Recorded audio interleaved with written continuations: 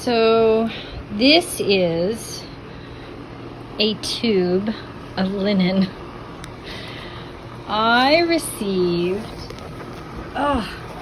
this huge tube of linen from fabricstore.com. Look at how long that is. So instead of giving a regular box, when you order a bolt, you get a bolt. I just had to share that. I know the lighting in here is pretty sucky, but I was just too excited. I brought this from the post office today, and I'm just so excited. And I had to share that because I'm going to cut it open, and I'm going to soak some of my linen before I wash it, and we'll be rocking and rolling. I'm so excited. The other thing I got, also lighting is pretty terrible. I'll film these again probably. But my friend Angie gave me some of the most amazing lace. Look at that, isn't that beautiful? It's insertion lace. And look, these are vintage laces. Aren't they beautiful? I love this one. Absolutely love it. I wish I had something that was cream I could put it on. And then 300 yards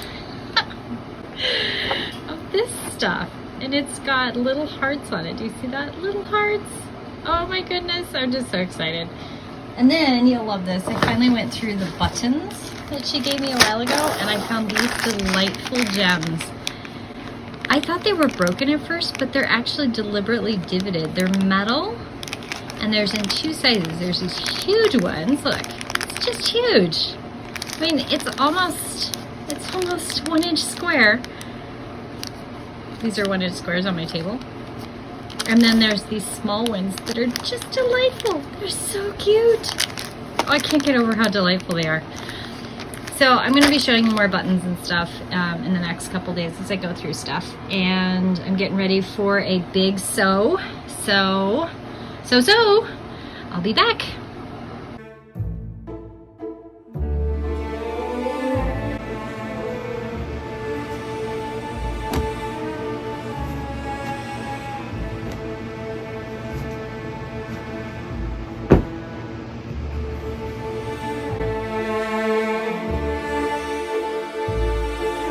Hey there peeps. So this is something new since last time I did a vlog. I put up this etched glass film over my window, and I know I can't see the birdies as well, but it allows me to have natural light, and that house is now next door. And I sometimes change for garb changes, and I really don't want my neighbors in their window to look right into my art room. Not a thing I want. So I thought I would show you my etched glass.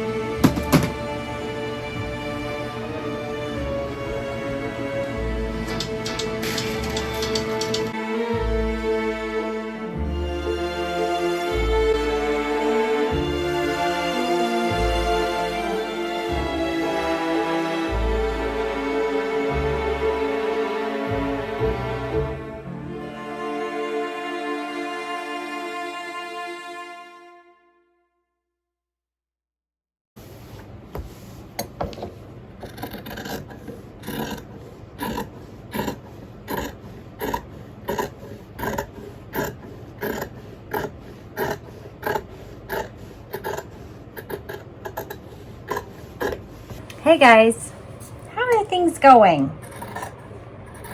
So I decided that what I wanted to do for this next video is I wanted to do kind of a vlog style. I know it's been a lot of months since you've seen me. I really am still creating. I made this bodice. I did film some of it, but I don't know if I'm going to put some of the footage in here. I am currently cutting out a tool, or not a tool, I'm sorry, the lining for another bodice. I need 2 more to get me fully 5 days a week at work with bodices and skirts that are cool. The office I work in is really hot. So I need things that breathe really well and are kind of cool so that I don't overheat. Because overheating is a thing, and it's already like 90 degrees. You know, I live in a state in Montana that we don't normally get this hot in the 90s till August. And it's only hot for like a little bit of August and September. And very rarely do we get more than 3 or 4 days in the over 95 in a row. Like very rarely. The whole time I've lived here, I think it's happened maybe 4 times. This year, we have had over 95 degrees for 2 months. It's miserable. Everybody's miserable, and nobody has air conditioning. I don't have air conditioning. Nobody I know has air conditioning unless they have a window unit. So it's been quite challenging. And you'll love this. So right before the weather kind of went hot, our washer and dryer died. And our landlord, because yes, we rent, our landlord said, oh, I'll just replace your washer and dryer. Hooray, new washer and dryer, right? We got a Bosch set. They're really fancy and nice. There's actually a wool setting on mine. Whoa, blew my mind, right? Well, you'll love this. It has a dehumidifier built into the dryer. I don't know if any of you have one of these, but when she told me about it, she said it was a ventless dryer. And I thought, how do you have a ventless dryer? The moisture in the air have to go somewhere, right? And it didn't really process until the thing was hooked up and I did my first load. The washer and dryer upstairs in our unit, in our condo, and it is boiling hot in the summer to begin with. And now I have dehumidified hot air blowing in my upstairs on top of it being hot. Really? So that's what's happened with that. I have not done a lot of daytime sewing where I have good light because it is miserable hot. So right about the time that I had to kind of take a little bit of a break from YouTubing because of just life, it was also a break from YouTubing because I couldn't be in my studio. It is too miserable hot. The other thing that happened is we had somebody join our family, and her name is Astra. And this is Astra. And Astra means star in one of the Norwegian languages. I'm not sure which one. And she is just lovely and beautiful and very talkative. We went on a car ride this morning and she loved it. Okay, so I have my lining cut out and I am going to do very much like this bodice, two-toned. The front will be this fabric. And instead of the back being solid, I'm going to put this fabric in the center, these two pieces right here will be this fabric. And the rest of it's going to be this beautiful, it's almost like a brownish cream. I just love it. So I'm going to go iron that and then we'll be back to cutting out more pieces. So I want to show you what I'm doing. I am cutting out the fashion fabric from the lining piece because I'm going to flat line all these pieces together. So this piece right here is that center back. This piece is like the blue on the bodice that I'm wearing. And I think, I'm not sure, but I have an idea I want to use some trim. So if you look at my bodice here, it's got just this clean seam. I think I want to put trim on it this time. The other thing that I learned from this pattern is that if you look at it, it's slightly different sizes on different sides. And it's because I'm not symmetrical. And this was the first one I made, I think. I did a couple things wrong. It's all wrinkly because I wear it literally all the time. So I did a couple things wrong when I made it. I didn't wash my lining fabric. I don't know why I didn't wash my lining fabric. I always wash my lining fabric, but I didn't on this one. So the lining fabric shrank from the fashion fabric, so it's all crinkly. So there's that. I'm just gonna say it adds to the aesthetic. The other thing is that if you look at this, so you see how it puckers here in the front? Because this piece right here is too wide, and the dart I didn't take the dart up enough. So I have this weird puckering from the waist tape underneath, and it creates this kind of poofy front thing. Now I just go ahead and wear it. It's a day bodice, it looks fine.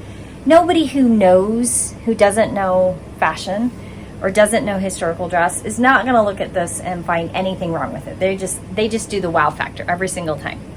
But I wear it every day and it drives me crazy. Well, I don't wear it every day, but I wear it a lot. It drives me crazy. So this particular outfit, a couple of things that I'm gonna do. I'm gonna make the dart bigger. So there's that. And then I'm gonna be a little bit more careful about this front piece and how I put it on and align it for the buttons. And I think construction-wise, what I'm gonna do differently is, so every time I make this bodice, I've made a couple of them now, and I always do the same thing. I sew all of the major body pieces together, I put the sleeves on, and then I figure out where the boning and the waist tape go. This time I think I'm gonna do it a little bit different. I'm going to put all of the pieces except the front piece on, and I'm gonna make sure that the waist tape, I'm gonna pin the waist tape in to make sure it's lined up and figure out how tight it needs to go, because I cinch down my day corset. Well, I don't really cinch it. My waist is about between a 28 and a 30 depending on the day. So generally speaking, my waist tape measures right at 29 and a half ish. So that's what I'm gonna do, is make sure everything fits and the dart's placed right before I put this front piece on, so I put it on correctly, and hopefully it folds over right. Because you can see that the buttons, there's more fabric on this side than there is this side, and I don't look at myself all day long, so it doesn't bother me, but I could see why it would bother somebody else. So anyway, so I'm gonna finish cutting out all these pieces, and then I actually have a tea to go to. I have found myself, I think, cross your fingers, I have found myself a photographer that is willing to take pictures of all of my outfits that I've made in the last year, and I've made quite a few, to take some really good pictures for Instagram and my YouTube videos, and just more portfolio. I mean, I'm building a little bit of a portfolio here, and I'm being a little bit more careful with it. So I'm gonna do that, and I'll be back. Okay, so last time we chatted, I was cutting out all the pieces for my bodice, and and I just wanted to show you. So here's all my pieces, and they are going to be gorgeous. I just love the way this color is. Isn't that gorgeous? It's just the most beautiful, I'm sorry. This is the most gorgeous red fabric. I am not big into wearing a lot of red because a lot of red looks really orange, and I don't want to wear orange. I want to wear red. And so this just caught my eye, and I love it. And I think, so this is the front panel, and these are the two back panels, and then I have sleeves cut out here, and I do the sleeves last, so I'm not worried about messing with the sleeves right now. But I think they're gonna look epic with this beautiful, it's like a brownish cream. It's really hard to see it because I have the lamp on. The light's not very bright right now because it's later in the day. So I've been working really long hours, and I haven't been able to sew except in the evening. So I apologize if the light's really crappy in here. So anyway, I put the lining and the fashion fabric together, and I don't own a serger, just FYI. So those of you that don't own a serger, you can use a zigzag stitch all the way around your pieces if you want to. Now, I recommend, if you do that, make sure you iron them after you do that. I mean, seriously, iron them really well. because otherwise you end up with weird puckering. I did have a little bit of puckering here, but I smooth that out in the ironing process, and I push all the puckers to the edge, right? And when I push the puckers to the edge, then they will get swallowed up when I sew the pieces together. So that's how I solve that problem. So that's that. The other thing that I did, which I'll plug in a video here, but I converted my treadle machine to a hand crank, and I love it.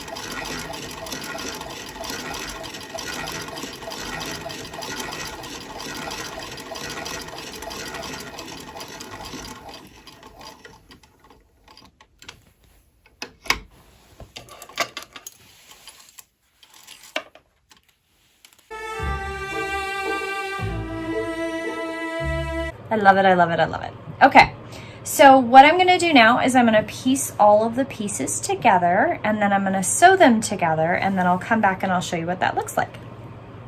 It occurred to me as I was getting ready to pin this that y'all might wanna know kind of what's happened since last time I was regularly vlogging and making videos and loading things into the YouTubes of the world, right?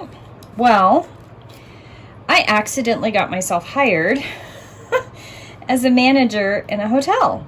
And I say accidentally because, let me tell you, it was not on purpose. I was not seeking a full-time managerial job. I'm very good at operations management, and I'm very good at leading people. I really am. And I know that sounds kind of egotistical, and I don't mean it to, because let me tell you, my journey to get here was not easy at all. I have had many failures and many epic learning experiences along the way. And this is not, my statement of that I'm very good at leading people is not coming from a place of, oh, look at me, I'm this hoity-toity person that knows all the things. It's not, and I'm not, by any stretch of the imagination. That statement comes from many years of experience falling on my face and not being a very good leader and making some really big mistakes. So anyway, last time you talked to me, I was doing night auditing, I believe. I think that's what happened. And somewhere along the way, there was a lady I was working with, and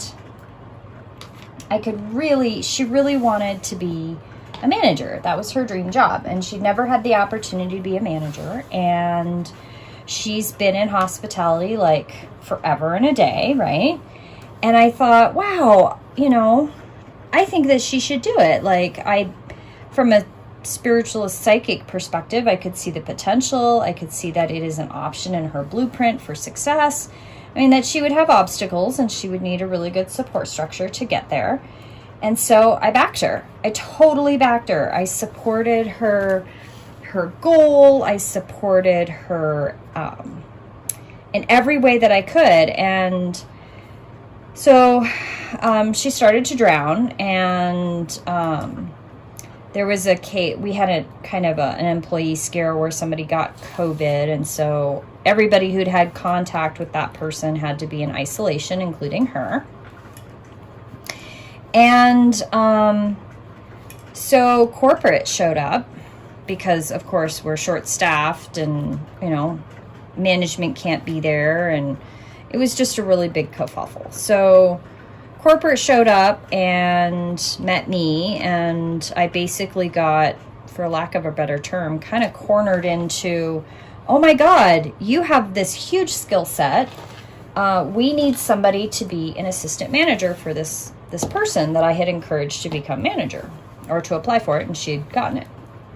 I was like, well, I'm not really looking for management. I kind of have other goals, like A, my YouTube channel, B, my book that I'm writing, C, my business, D, the healing method that I'm working on to get ready to publish and teach. And, just, I teach energy medicine. I do a lot of things. So I really didn't want a full-time job.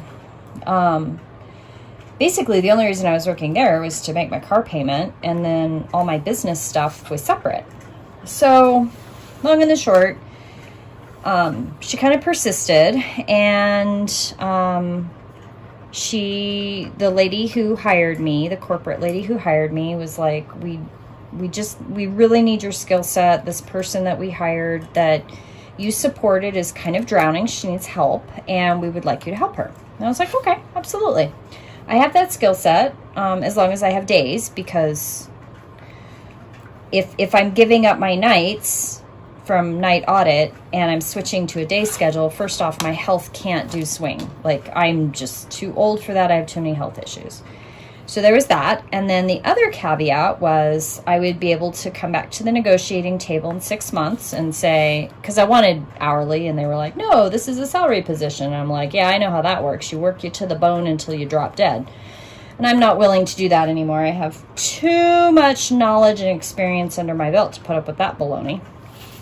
So I agreed to it temporarily with negotiating power in 6 months, and I was like, okay, I'll help this lady friend that I supported in getting this job. And so it seemed like from day one that there was something going on that I couldn't quite put my finger on. And I mean, it turns out, unfortunately, that this particular person that I had supported had made some poor choices and also had been actively submarining me. So not allowing me to do my job, scheduling me to do other duties, giving me side projects that had nothing to do with my job, which I knew it was happening kind of, but I couldn't quite figure out why, because I didn't want her job. God, I did not want her job. I still don't want her job. And the long and the short of, she got fired, which is very unfortunate because her potential to be an excellent manager was definitely there. And I still believe that. I believe that she has the potential to be an excellent manager. She just did not make good choices, and she got really paranoid, and it's unfortunate. So next thing you know, I am acting manager.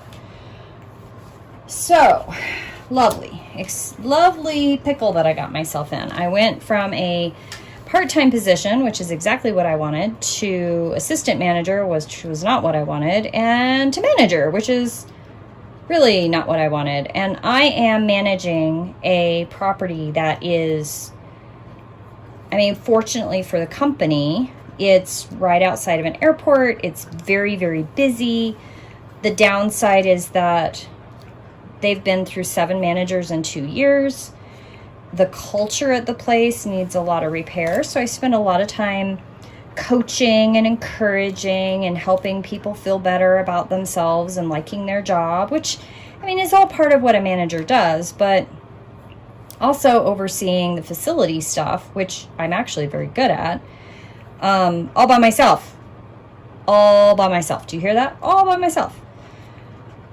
And hopefully my wish come true. I was notified on Friday that interviews would start happening for my supervisor's job this week. And I am so excited because let me tell you, this is a lot of work, and it's taking away from my business, and it's taking away from my writing time. And I'm just not pleased about that. I love the people I work with, and the industry's really easy for me because I've been in and out of hospitality since I was 17, and it's great, but not my dream job. Just so you know, not my dream job. Okay, so I'm going to sew all these pieces together and iron them, and then I'm going to show you what the trim looks like that I'm going to put on this. And it's going to go on the back. Isn't that beautiful? I mean, just pinned together. It's so exciting. Yay! Okay. Okay, so this is what I've got. I've got terrible lighting, and the sun is going down. So I have sewn all the pieces and pressed my seams open. You can see how nicely they are. I love how in this pattern that waist curve is just so obvious. I love that. I just think it's beautiful. Okay, so there's my back. Isn't that beautiful? Oh, I love it. Well, this is my trim. I am just tickled with this. And I am going to lay the trim just along here.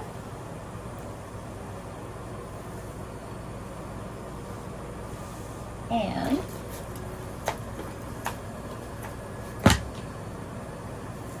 just along here. I'm not going to do it up the middle. I'm just going to do it on the sides. But I am going to stitch down in the ditch here.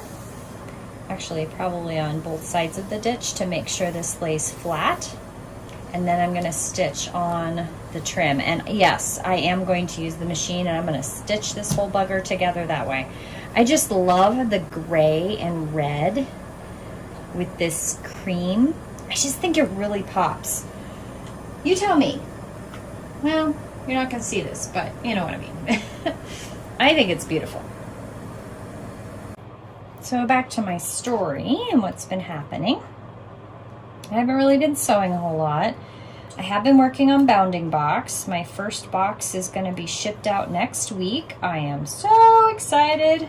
Pending any further delays. We had a little bit of a delay with the silk that came from France, which is very important for part of the bounding box. I have another item that's supposed to be here the beginning of the week.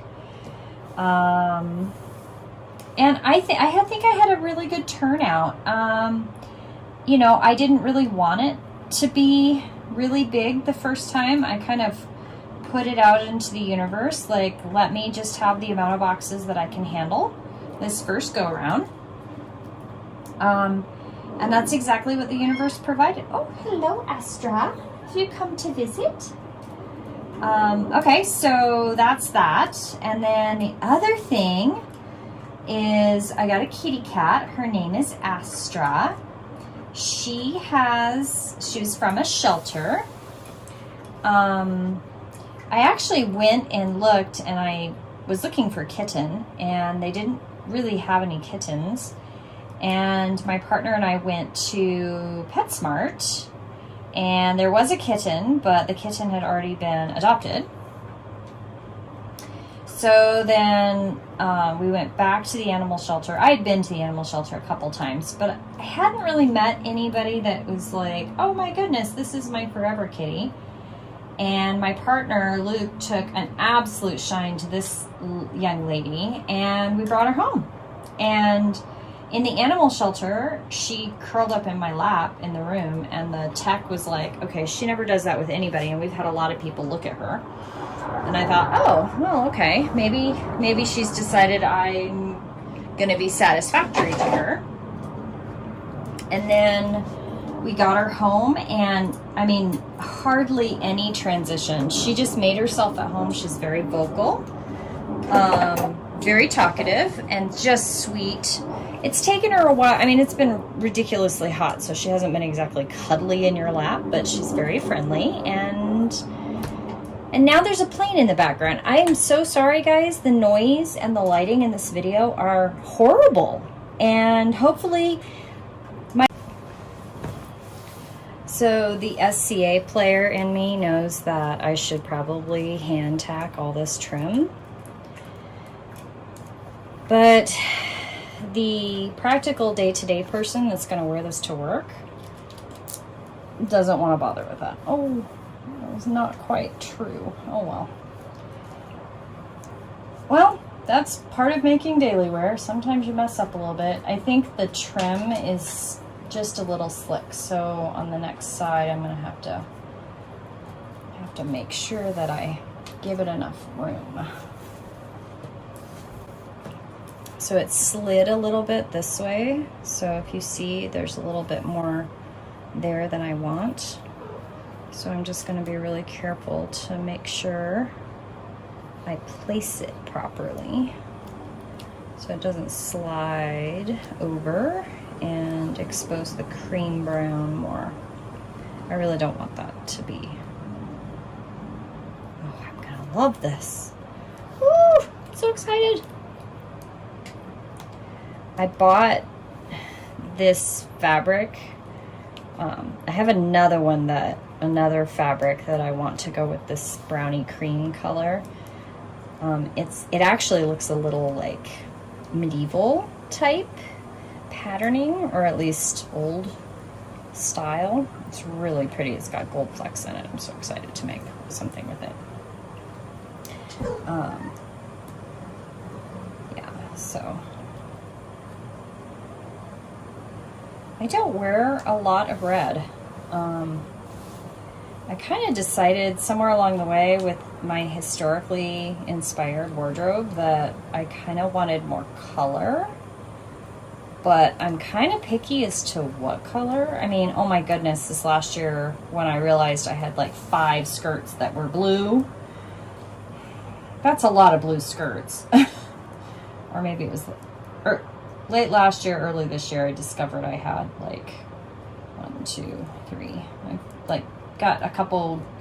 I've got a gray one, and I made myself a black one in January or February, but I have a lot of blue and I want some other colors. So I made a beautiful green skirt this last month, and no, I didn't vlog any of that, and a beautiful green bodice to go with it. No, I did not vlog that, but what's interesting about these projects is that I actually have now some outfits that I'm going to have a beautiful photo shoot with. Very aesthetic. I'm really, really excited. I think I have found a photographer that is both artistic, interested in history, and I'm excited to give her the opportunity as a photographer to photograph something nice and new, and also gives me portfolio stuff and really nice photos I can share on Instagram. Okay, so per previous conversation, I really need to change the dart depth in this pattern. So I'm doing something that you probably don't want to do unless you're fairly confident in what you're doing. So I'm going to increase the dart by, so there's these 2 lines. One is longer than the other, and I'm going to go by this shorter one, and I'm going to line it up to the edge of that current dart measurement. And I'm going to mark that on both sides. So that's about 1/4 of an inch.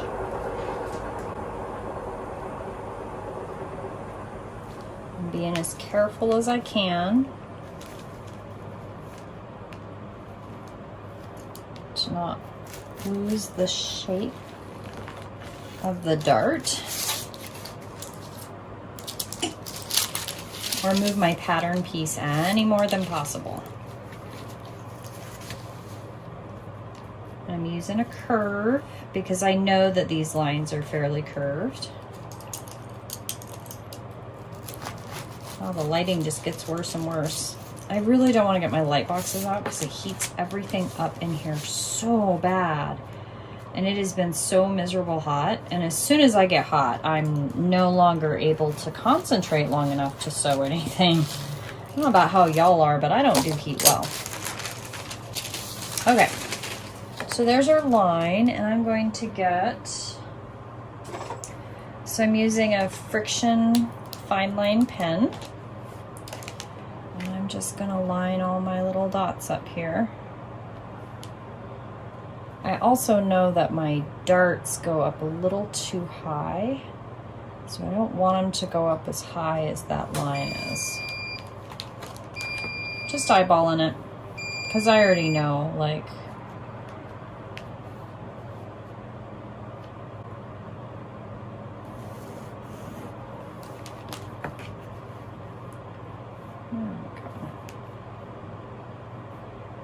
don't you love how loud my washer is? Not. It's really tricky to film in my house because there is always noise going on. And I don't listen to the radio or music very often because I have autism, and it's either I listen to music or I craft. Like I can't seem to do both without feeling overwhelmed. So I just don't. Okay, done that one. Now I'm gonna do this one. And there it beeps again. Like, really? Does it really need to beep that many times? It's very irritating. I've tried to turn the beeper off on this washer and dryer, this new set that I have. No success. So I didn't pin the last one, but this one I am pinning because it's at a different angle, and I am notorious for the opposite side not doing what I want it to. And what I'm going to do on this one is I'm actually just going to follow the dots that I created.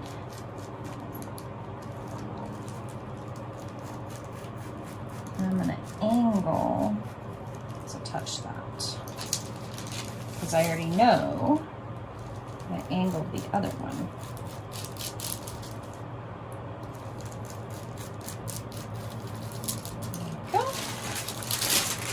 Look at that, nice and pretty. And the more you do it, the more you just get fairly good at kind of aiming where you're going. Now, if I end up having to take part of this dart out, like it's too high, I know that my last one that I made, the dart was way higher than it should have been. So I suspect I'm gonna have to take the top part of this dart out.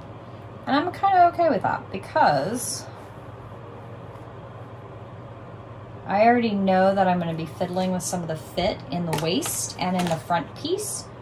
So what I'm going to do right now is fix the washer because I got stuff in the washer, and then I'm going to pin the darts and baste stitch them down.